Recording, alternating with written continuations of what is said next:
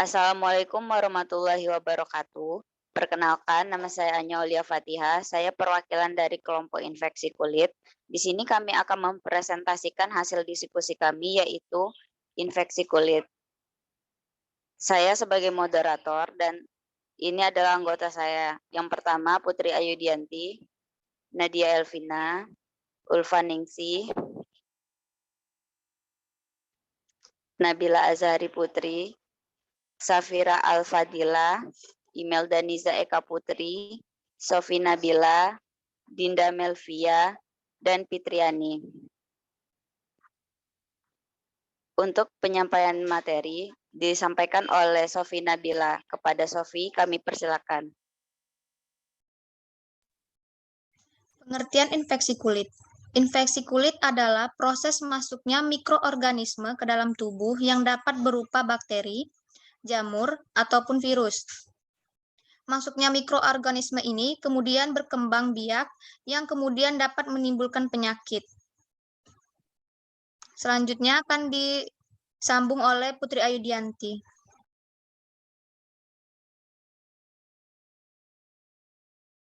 Secara umum, proses terjadinya penyakit infeksi melibatkan 3 faktor yang saling berinteraksi, yaitu pertama, faktor penyebab penyakit infeksi atau disebut dengan agen.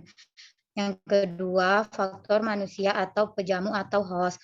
Yang ketiga yaitu faktor lingkungan.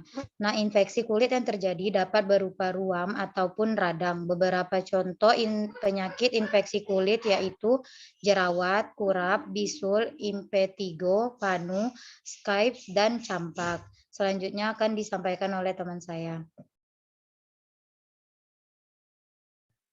Kemudian untuk patofisiologi infeksi, pertama yaitu proses kolonisasi, yaitu agen berusaha masuk ke jaringan melalui reseptor permukaan tertentu pada kulit.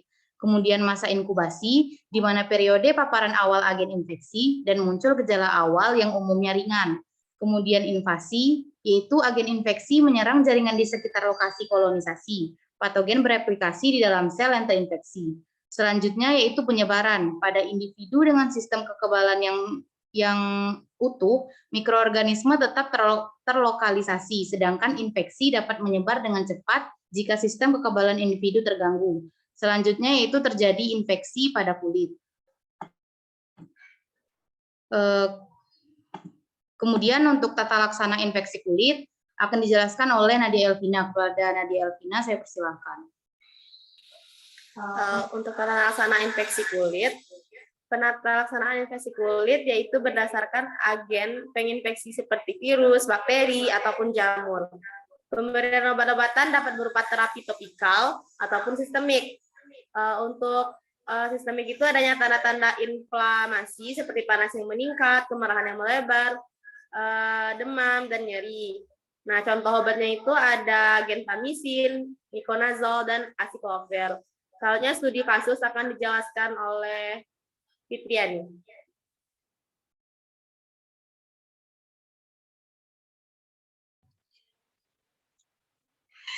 Untuk studi kasus, pasien yang baru saja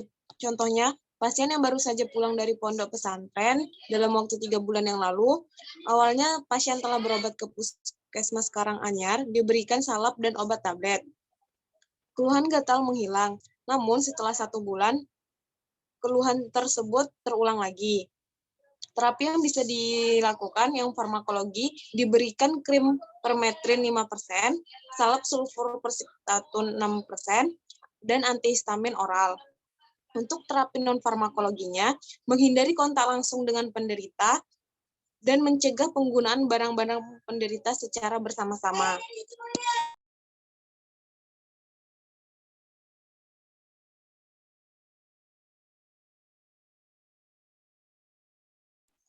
Selanjutnya dilakukan oleh Ulfa Ningsi. Laki-laki berusia 62 tahun dengan keluhan bengkak kemerahan dan nyeri pada betis kanan sejak 2 hari yang lalu. Dari anamnesis pasien awalnya mengeluhkan gatal pada tungkai bawah kanan sejak 1 minggu yang lalu. Kemudian pasien menggaruk tungkai bawah kanan sampai timbul luka lecet pada punggung kaki kanan serta di sekitar pergelangan kaki kanan Pasien juga mengeluhkan demam dan muncul bercak kemerahan, bengkak, dan nyeri pada betis kanan. Untuk tata laksana farmakologi yaitu analgetik paracetamol dan antibiotik sulfasalazine.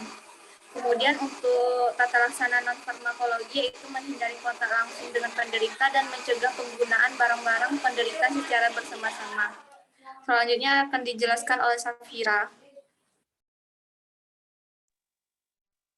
Baiklah, untuk contoh berikutnya yaitu seorang anak berusia 7 tahun dengan keluhan terdapat koreng di sekitar hidung dan mulut yang terasa gatal.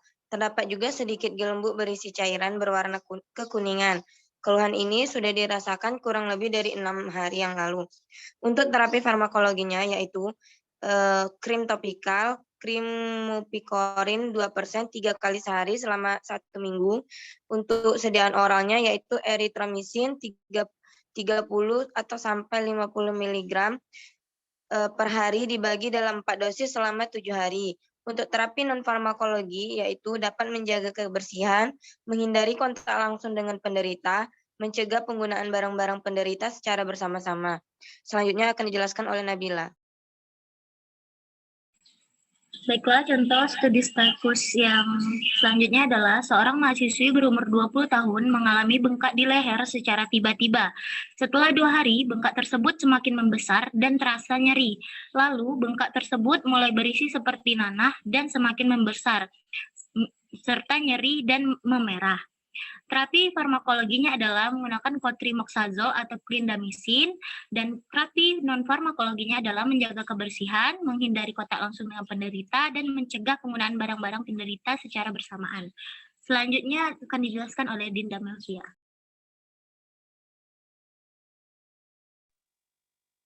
Pasien dengan tungkai kanan sampai timbul luka lecet pada punggung kaki kanan serta di sekitar pergelangan kaki kanan, bercak kemerahan, bengkak, dan nyeri.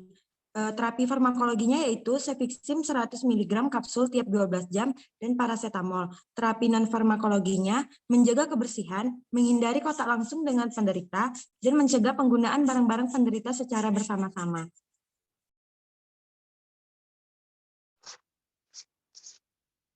Baik, cukup sekian hasil dari presentasi kami. Semoga bermanfaat. Jika ada kata-kata yang salah, saya mohon maaf dan saya ucapkan terima kasih. Wassalamualaikum warahmatullahi wabarakatuh.